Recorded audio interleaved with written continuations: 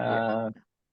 Satu hal ya barangkali saya sorry nih lambat karena harus ya agen ganda, sorry. Oke, nggak Ah, apa-apa.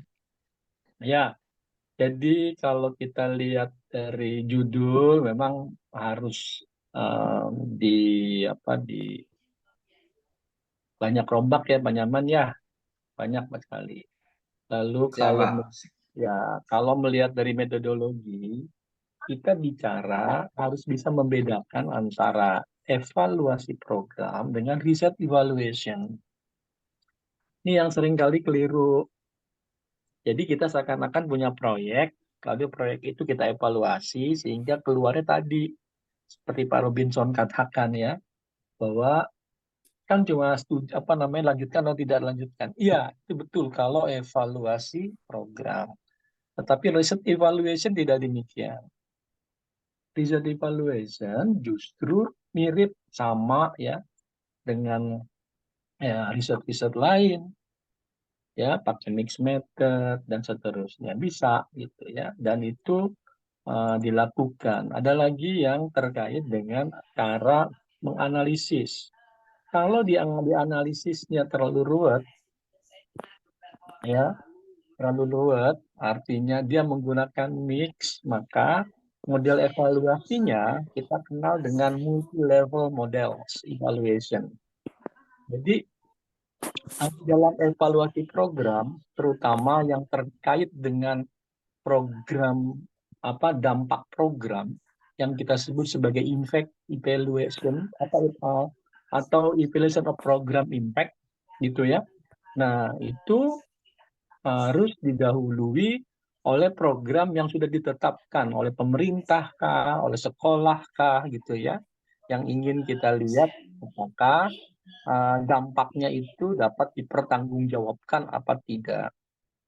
Nah, tadi yang terkait dengan akhirnya ke bullying kan sebenarnya sudah ada di anak kita di PEP, ya walaupun memang dia hampir saja tidak lulus. Kebetulan promotornya saya juga. Eh, itu membuat apa yang disebut sebagai instrumen untuk mengembangkan apakah terjadi bullying apa tidak di sekolah. Itu dulu sebenarnya. Ya, apakah dari bullying apa tidak di sekolah? Kalau iya, maka dengan instrumen tersebut baru kita melakukan apa yang sudah dikerjakan oleh pemerintah ataupun sekolah tersebut ataupun institusi lah tersebut dalam melakukan pencegahan bullying tadi. Kan kalau di sini kan adalah untuk pencegahan bullying gitu ya. Jadi bukan hipotetis tapi sudah dilakukan program tersebut gitu. Nah, ini yang harus dijelaskan dulu di awal agar orang tidak salah. Lalu kita menggunakan apa tadi metodenya? Kita bisa menggunakan metode yang sekarang sedang banyak dilakukan oleh para peneliti di dalam evaluasi program. Sekali lagi ya, yang kita dalam kerangka riset evaluation, riset evaluatif itu disebut dengan multi-level models. Ya bisa itu Pak. Tapi alat ukurnya yang digunakan apa, instrumennya sudah ada. Keberadaan bullying dan tidaknya itu sudah ada. Ya, tentu di situ levelnya level SD memang.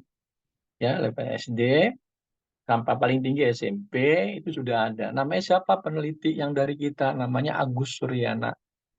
Ya nanti tolong dicek. Teh Mira juga ada. Mbak Mira ada ya Mbak Mira ya? Agus Suryana Mbak Mira punya nggak? Iya, ada Pak angkatan lama.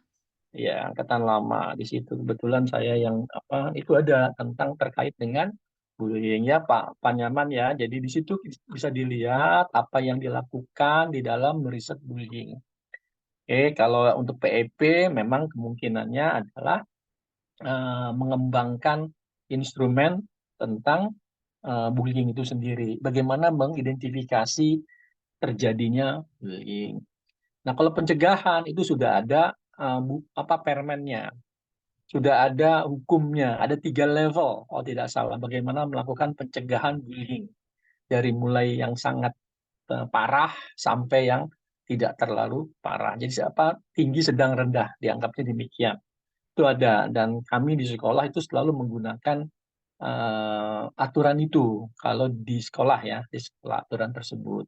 Aturan tersebut saya yakin itu di Kementerian Agama itu juga di copy lalu diganti covernya oleh Kementerian Agama. Biasanya begitu Kemenak itu. Jadi yang membuatnya adalah apa?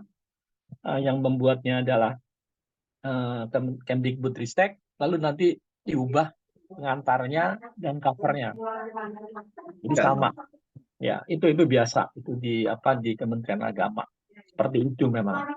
Nah, lalu kalau mau melihat tadi kalau mau melihat pencegahannya atau melihat apa yang dilakukan program sekali lagi ya, apa yang dilakukan sebuah program dilakukan oleh sekolah atau kementerian, lalu setelah itu kita lihat apakah adakah yang namanya dampak dari program tersebut, maka kita bisa menggunakan apa yang kenal dengan multi level model. Di dalam multi level model ada tahapan kuantitatif, ada tahapan kualitatif. Makanya di sana disebut juga metode yang digunakan itu analisis yang digunakan dengan multi level, tetapi metode yang digunakan di dalam penelitian disebut sebagai mixed method juga. Dan itu sah di dalam penelitian evaluasi program, dan itu sah di dalam KPEP-an, ya Pak Nyaman, sehingga kita tahu bahwa itu masih ranah PEP. Kalau melihat jadi judulnya Pak Nyaman, itu ranahnya bukan ranah PEP, ini ranahnya masih di TP. Jadi hati-hati di situ, ranahnya masih di TP. Walaupun judulnya evaluasi program, penguatan pendidikan karakter, tetapi di sana sepertinya upaya pencegahan gitu ya.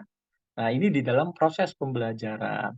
Tolong dilihat PEP itu adanya memang di tiap titik. Dari mulai perencanaan, namanya diagnosis, ya, namanya diagnosis assessment, ya, ada instrumennya. Di dalam proses pembelajarannya, kita kenal dengan formatif, tapi tekanannya kepada assessment as learning. Kalau itu apa? Kalau itu um, um, kita bicara tentang bagaimana proses itu berjalan dengan baik apa tidak, tapi tekanannya kepada assessment as learning. Ada di tingkat ujung, di tengah, di bagian belakang. Kita sebut bukan sumatif, bukan gitu. Tetapi lebih kita melihat dampak, maka lebih kepada ke evaluasi program karena ingin melihat dampaknya. Nah, disebutlah sebagai evaluation of program impact. Gitu ya, kalau mau. Nah, itu di antara kalau kita urutan melihat program. Kalau yang tadi diagnostik, lalu kita akan membuat programnya didasari oleh analisis diagnostik yang ada. Lagi ya, kalau di diagnostik itu ada instrumen yang terkait dengan bullying. Instrumennya boleh instrumen yang sudah ada atau kita modifikasi. Terus sampai ke ujung ke impact-nya gitu ya. Nah, di mana ya, ambil semuanya. Model-modelnya, model analisis yang diambil, bukan model evaluasi program. Jadi ada dua ini ya, kalau model evaluasi program yang tadi yang dinyatakan oleh Pak Robinson itu ya.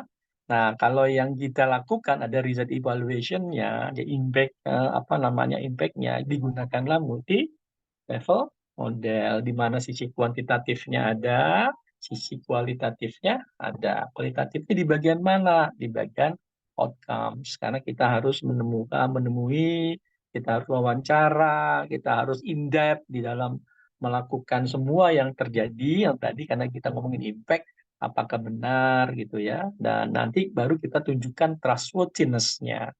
Nah, ini urutan berpikirnya mangga silahkan. Jadi di situ kita akan mungkin merubah nih Pak Nyaman ya, merubah judul supaya kelihatan ini judulnya adalah judul dari siswa evaluasi. Ya, evaluasi program. PEP maksud saya. Nah, itu baru nanti kita akan biar orang tahu bahwa kita punya kekhasan sendiri di dalam melakukan riset, ya, tidak seperti riset-risetnya teman-teman yang ada di TP, TP, ya, gitu. Enggak ke sana kita. Supaya nanti kita punya, oh iya ini orang risetnya PP, yang ini risetnya TP, ini risetnya MP, ini risetnya ilmu manajemen, ini risetnya PAUD, gitu ya. Walaupun memang terjadi overlapping di dalam apa? Di dalam contohnya adalah ininya, objek yang ditelitinya itu ada overlap. Misalkan opportunity-nya hanya instrumen ini hanya berlaku bagi anak apa namanya yang berumur misalkan paling tinggi 8 tahun. Ya apa-apa, itu kan ada PAUD, ada PGSD di sana yang melakukan pembelajarannya. Tetapi riset kita misalkan untuk instrumen bisa saja kita batasi umurnya. Itu lebih bagus gitu. Itu contoh yang PEP. PEP ada di mana? Ada di batasan umur tersebut, tapi yang diteliti misalkan bukan yang dikembangkan adalah apa? Instrumen. Beda lagi ya Bapak ini nanti dengan eh, yang terkait dengan research and development. Kalau baca bukunya Bob and Gold, research and development itu masuk ke dalam riset evaluatif. Ya, ada boleh nggak? Boleh, tetapi bukan metode. Itu namanya riset evaluatif. Lihat di bab 7 di dalam bukunya Bob and Gold yang di halaman 383 dan 85. Di sana dinyatakan tahapan 10 risetnya Bob and Gold itu mengacu kepada, nah di sini yang gabungannya dengan TP muncul. Kenapa? Karena Bob and Gold mengacu dan mengembangkan pada tahapan analisis, ya, yaitu ada 6 tahapan analis dari apa? Dari Dick and Carey. Tuh, jadi di situ tuh antara TP dengan PEP bisa nampak overlap, ya. Jadi benar-benar harus kita baca tuh bukunya. Riset apa di dalam riset evaluatifnya Bob and Gold, ya, ada 2 itu. 2, yang pertama yang diungkapkan di sana yang namanya research and development, yang kedua namanya action research. 2 itu ya di dalam riset evaluatif. Namanya riset evaluatif gitu. Ya, bukan evaluasi program saja. Nah, kita di PEP punya model-model evaluasi program yang banyak. Kalau pelatihan-pelatihan kita masuklah pada apa yang dikenal dengan tadi ya, evaluasi untuk pelatihan, di kebijakan juga ada namanya evaluasi kebijakan. Oke. Nah, di sana ada overlap tuh antara apa namanya evaluasi dampak dengan evaluasi kebijakan. Karena apa? Pasti akan menyangkut tentang kebijakan-kebijakan yang harus kita evaluasi karena dampaknya langsung kepada program tersebut, dampaknya kepada institusi yang mengembangkan program. Analisisnya banyak. Pak Nyaman pernah belajar kan ya tentang MCDA ya, multi criteria decision analysis. Nah, riset evaluatif yang disebut sebagai multi level model itu menggunakan MCDA lebih dulu untuk menentukan kriteria-kriteria. Itu. Jadi kriteria yang diambil baru masukkan leveling di dalam multi level model tersebut. Menggunakan apa setelah itu? Baru setelah itu menggunakan kuantitatif, setelah kuantitatif baru kualitatif. Itu yang disebut sebagai multi level model dan contohnya banyak banget multi level. Nah, jadi ada overlap di sini. Tapi alat analisisnya sudah saya katakan tadi bisa pakai multi level, bisa pakai kemarin tuh apa? Ada juga bukan kekeliruan ya, mungkin yang dibacanya agak berbeda, yang terkait dengan DLP, gitu ya. DLP itu ada di multi kriteria. Nah, namanya multi kriteria analisis atau MCDM lah kalau di IM atau di MP, multi kriteria decision making karena dia di bagian manajemen. Kalau di kita juga disebut dengan multi kriteria decision analysis, MCDA. Jadi banyak nih yang kita pakai nih orang PP ini, banyak sekali gitu ya. Yang memang kadang-kadang menyentuh inilah mereka penggunaannya ke TP, ke MP, ke IM, ke PAUD dan sebagainya. Itulah kekayaan dari teman-teman di PP. Ya, itu banyak sekali alat-alat analisis yang bagus-bagus yang mungkin juga jarang ketemu sama teman-teman di prodi lain gitu. Kira-kira itu ya Pak Nyaman, tambahnya yang tadi kita diskusikan lagi dah. Ya, Ya, apakah yang siap, akan Pak. dianalisis adalah Ya, Pak. impact-nya, ataukah yang akan dianalisis adalah programnya. Nah, dari programnya apa? Yang berarti kita ke dampak, gitu ya, dampak program. Kira-kira itu. Terima kasih. Itu ya, Prof. Awal. Ya. Makasih, Pak. Terima kasih Pak Ridwan. Iya, terima kasih banyak. Iya, Pak Nyaman ya, dicatat ya Pak. Iya, habis ini Ya. barangkali komunikasi dengan pembimbingnya karena kan kita perlu mempercepat teman-teman ini karena aturan baru saya lihat ini dibahas di sebelah. Iya. Ya, silakan Pak Aib. Silakan Pak. Ya. Baik, terima kasih Prof. Awal. Bismillahirrahmanirrahim. Assalamualaikum warahmatullahi wabarakatuh. Selamat siang, Prof. Awal yang saya hormati, Prof. Robinson, Prof. Iva, Pak Ahmad Ridwan, Pak Nyaman, ya. Gimana kabar Pak Nyaman? Sehat? Baik. Ya, Pak. Sehat ya. Baik, Pak. Oke, pertama saya mengapresiasi ya Pak Nyaman akhirnya sudah sampai di Kolokium memaparkan hasil telaah literatur terkait dengan rencana penelitian yang akan dilakukan. Saya kira sudah banyak catatan ya dari penguji dan juga promotor yang tadi sudah disampaikan. Hanya mungkin beberapa hal penting yang Pak Nyaman mesti pertimbangkan ya. Yang pertama di dalam riset evaluasi tentu evaluasi program maksud saya, tentu objek evaluasi itu jadi penting ya. Harus clear ya, objek yang dievaluasi ini apa? Apakah program ataukah kebijakan? Nah, pertanyaan berikutnya kalau dia programnya itu sebesar apa ya? Dan apakah memang benar ada program tersebut? Programnya, skupnya itu di sekolah atau di satu yayasan atau misalnya di satu kawasan atau nasional atau gimana, itu juga penting dipertimbangkan ya untuk nanti bisa dinilai sejauh mana program atau kebijakan ini layak ya untuk dievaluasi. Saya kira itu hal yang pertama. Nah, terkait dengan hal itu, mungkin pertanyaan saya ke Pak Nyaman, boleh nggak Pak Nyaman tegaskan sekali lagi, ini program yang dievaluasi itu apa nama programnya ya, dan sudah berapa lama program itu diselenggarakan, di mana program itu diselenggarakan. Silakan Pak Nyaman.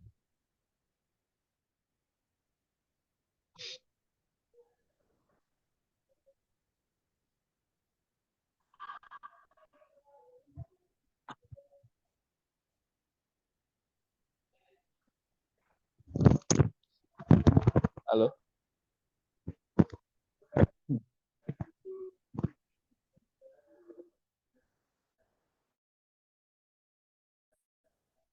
Halo. Ini jelas baik.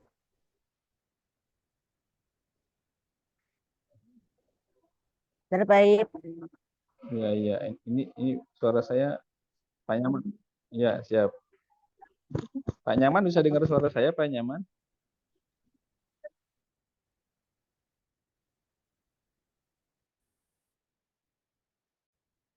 Oh, Pak Nyaman masih di mute ya? Masih di mute Pak Nyaman. Mic-nya di unmute dulu. Ya. Oke, saya lanjutkan deh. Nanti Pak Nyaman pertimbangkan. Jadi maksud saya itu yang perlu dipertimbangkan ya Pak Nyaman ya. Kejelasan dari objek yang akan dievaluasi.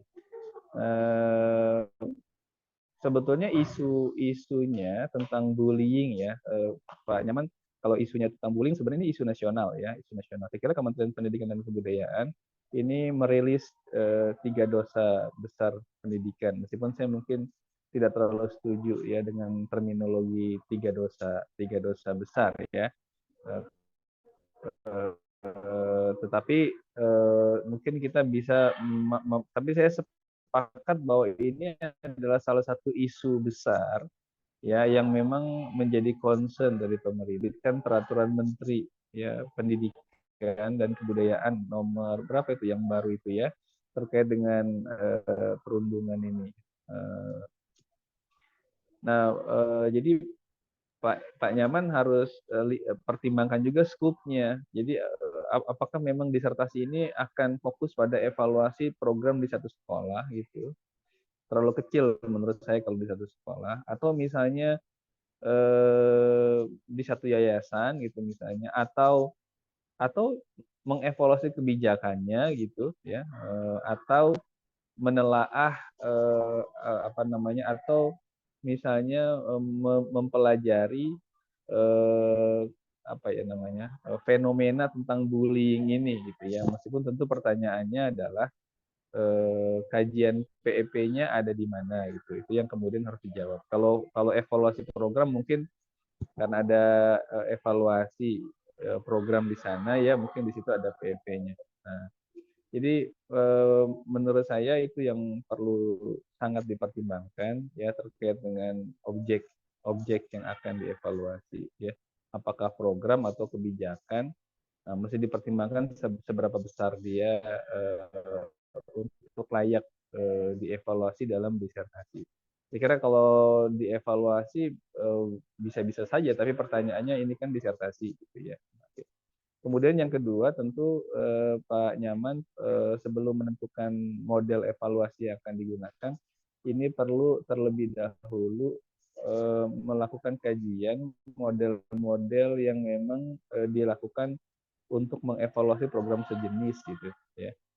Nah itu yang penting dilakukan, sehingga penentuan model itu tidak bersifat intuitif gitu, tapi punya dasar akademik yang memadai.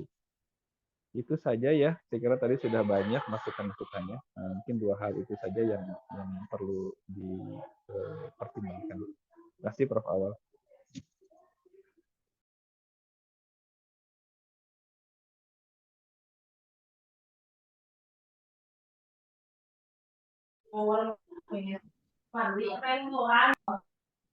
Terima kasih Prof. Awal. Prof. Awal lagi serius Saya- rapat. Saya kembalikan ke Bu Iva kalau gitu. Prof. Awal. Saya tangkap, saya terima Pak. Prof. Awal. Maksudnya Bu Ipa saya terima nikahnya atau saya terima apa?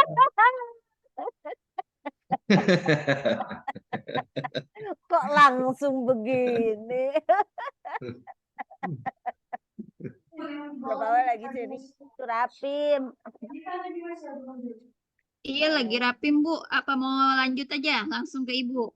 Ya boleh kembali tadi aku potong ya. Ini di drop ini daerah Sumedang, Pak Ridwan lagi pada ke Sumedang ini nyari jaringan. Saya di Jogja Bu ini. Nah, di Saya Jogja ini buru-buru jaringan. naik ke atasnya juga naik untuk. Ya kan kalau naik ke atas, nggak ada naik ke bawah. Ya, nanti saya naik turun ke bawah nanti. Pak Ridwan hapuntennya diganggu liburannya di Jogja. Bukan libur, kerja. Banyak Kerja. banget. Iya. Oke, punten lanjut ya Pak Yaman ya. Tadi sudah banyak yang disampaikan. Nah, yang saya lihat memang Pak Nyaman belum ajak, Pak Nyaman. Itu ya. Jadi harus betul-betul kita membawa ciri dari PEP, begitu kan.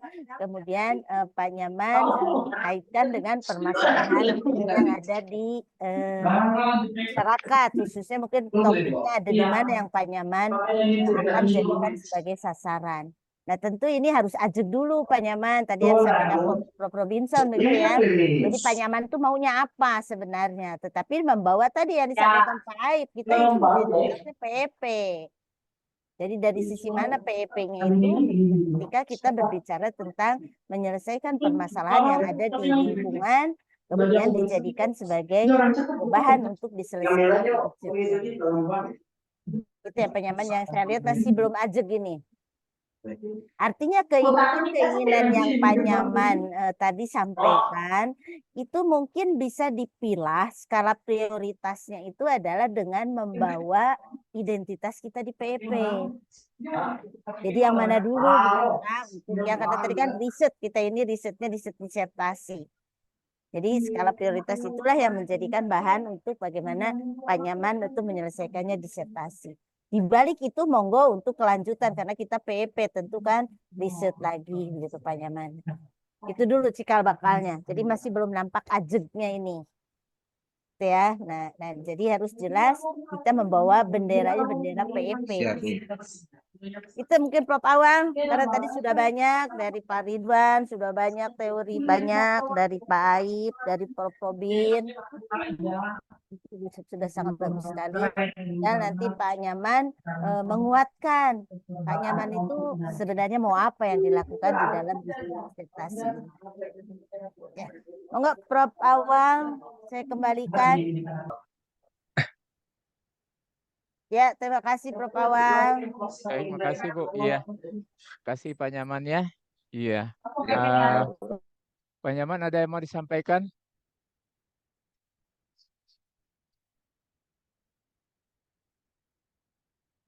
Halo, Pak Nyaman.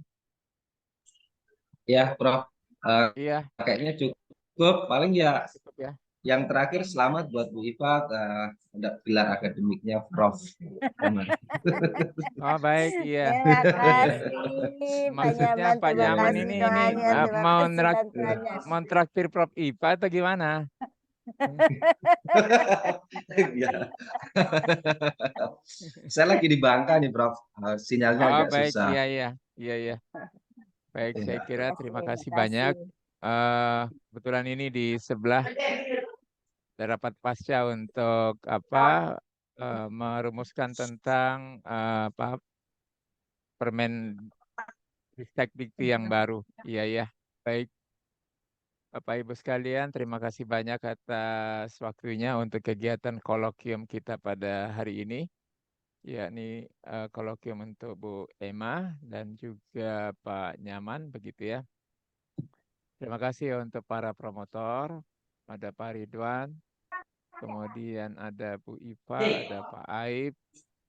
Terima kasih juga untuk Prof. Robinson atas kehadirannya memberikan sumbangan-sumbangan positif untuk rencana disertasi Pak Nyaman. Terima kasih untuk para mahasiswa dan saya berharap para mahasiswa kalau kegiatan kolokium ini diharapkan untuk bisa memperoleh manfaat banyak ya. Oleh karena itu harus rajin-rajin ikut, saya kira begitu ya. Dan ini memberikan nilai positif kita tambah. Jangan sampai TPJM-nya yang duluan hadir gitu ya. TPJM itu Mbak Mira, saya, Bu Iva, begitu ya. Mahasiswanya belakangan masuk. Ya itu saya kira beda ya waktu kita sekolah dulu ya Pak Ridwan ya. Siswanya duluan yang datang gitu kan, gurunya belakangan. Ya sekarang gurunya duluan datang, siswanya belakangan gitu ya. Pak Prof. Awal tadi kan Iya, gimana? permen itu permen dikulum aja Pak, enak Pak, biar jangan cepat habis. Oh iya, ini lagi membahas permen ini sebelah kanan ini saya lihat. Iya, makanya bilangin sama Pak Dede, bilangnya permennya jangan dikunyah tapi dikulum biar lama. Oke, nanti saya lanjutkan gitu. Saya WA saja tapi jangan usah diomongin. Karena banyak orang yang dengerin. Baik, ya. Terima kasih semuanya Bapak Ibu sekalian. Terima kasih Pak Ridwan, terima kasih Prof. Robinson, Prof. Iva, Lanjut ya. Pak Aib. Iya, terima kasih semuanya. Dan Pak besok Ridwan, ya. ayo. Besok siapa lagi yang belum, Mbak Mira? Besok tinggal Bu Kinkin dan Bu Sri Mulyana, Pak. Oh itu Pak Pandi dimasukin lagi gitu. Biar ini. Tapi saya Iya. nggak mau jadwalin, Pak. Ada di Kalau Bobo. dadakan gitu, Pak. Nanti Dibuat aja saya nggak suratnya. enak. Pak Pandi. Iya. Pak Pandi udah dicolek tuh. Suratnya dibuat, nanti saya kirim ke ini, ke apa penguji. Ada Bu Ipa yang sudah ada. Iya, iya. Pokoknya dibuat nyaman aja lah, ada Pak Nyaman. Iya. Baik ya, iya. Ya. Supaya kita punya prodi bisa lancar gitu ya. Kita punya konsep harus melayani mahasiswa, saya kira begitu ya. Pokoknya Saya kira demikian. Iya. siap. Makasih Prof. Terima kasih banyak ya. Assalamualaikum warahmatullahi wabarakatuh. Waalaikumsalam warahmatullahi wabarakatuh. Terima kasih banyak. Terima kasih Prof. Terima kasih. Terima kasih Prof. Semuanya. Terima kasih, Prof. Ya, terima kasih. Terima kasih Pak Nyaman. Pak Ridwan.